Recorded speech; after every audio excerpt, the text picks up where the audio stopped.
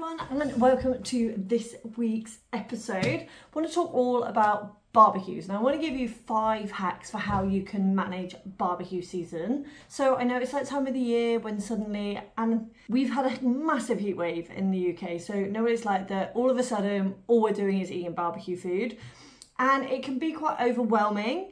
And it can feel like, oh, if we're gonna eat barbecues, then it's ruining our progress. So I want to give you 5 hacks now to just give you some idea for how to enjoy your barbecue, enjoy the moment without ruining your progress. So first of all, grazing. So just standing and picking at the crisps and dip and a little olive here and a thing there, that can really cause us to overeat on a barbecue, and actually we can consume way more calories than we might think we are. So not to say don't do it at all, but just limit what you are grazing on is my first hack. And what I want you to think about is if you are picking, just try and minimize that to as much as possible.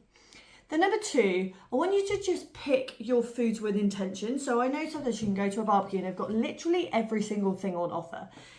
But I'm not here to tell you not to eat a burger bun. I'm not here to tell you that you can't eat the halloumi or you can't have a pud or anything like that. But what I want you to think about is going with the foods that you really want to eat. So be really intentional with your options and what you go for.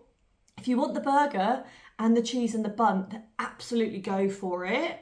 But don't feel like you then have to have a sausage and everything else on top. So be intentional with what you are choosing to consume, especially if it's a barbecue who's putting loads and loads of things on offer for you and is offering a complete spread. Number 3, I do want you to think about protein first. So that can be your meat option. If you're a meat eater, or whatever the vegetarian option is if you're a veggie, that goes on your plate first, and then fill up your plate with everything else. So then add your potato salad, then add your salads, then add your corn and all your extras. But your protein's going on first, and therefore you're then building your plate around that protein source. And the reason we want to do that is that that's the thing that's going to keep you the most full on your plate.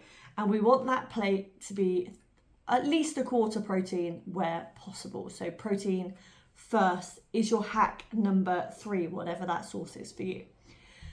Number 4, I want you to not turn up to this barbecue having not eaten anything all day. So unless this barbecue is starting at 10 a.m, which for most people it won't be, I want you to think about having had at least minimum a really, really good breakfast.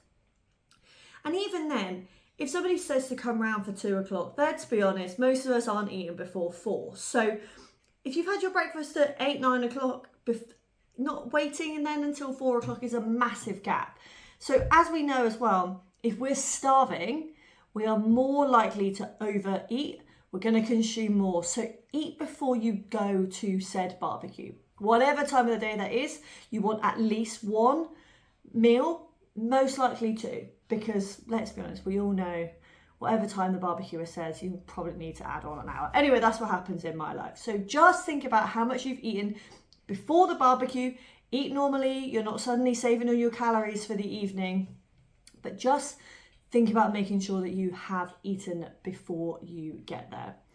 And then finally, what I want you to remember is that 1 barbecue and 1 plate of delicious food is 1 plate.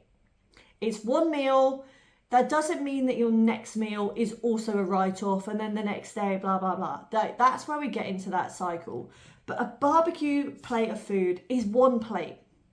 And nobody's got fat by eating 1 burger or eating an extra bit of halloumi at a barbecue on 1 occasion. What ruins our progress is spiraling and letting that 1 delicious plate of food on a Saturday afternoon with our friends and family turn into a spiral, and next thing you know, 3 weeks later we've written the whole thing off. So just remembering that 1 plate is 1 meal, it's 1 occasion, enjoy it, and then we bounce back at the next point. So your 5 hacks, just to recap: 1, just try and limit your grazing. Put something on a plate before you eat it rather than just stand and pick it. Number 2, Be intentional with your choices. If you want the burger bun, eat the burger bun. If you don't want the bun, don't eat the bun. If you'd rather have a pud, have the pud. Be intentional with what you're choosing. Number 3, try and get protein on your plate first. Whatever that is, veggie options, meat options, whatever that is, on the plate first, and then build the rest of your plate around it. Number 4, don't turn up starving. At least eat one meal beforehand, depending on which time you're going to the barbecue. Just don't turn up really, really hungry. And number 5, remembering that one plate is one meal, it's one occasion. That doesn't mean that you've ruined everything. Enjoy it. There's going to be so many barbecues this summer. I've already had multiple. So I just wanted to give you 5 hacks that hopefully will help you going into your next barbecue. So enjoy, and I look forward to seeing you guys on next week's episode.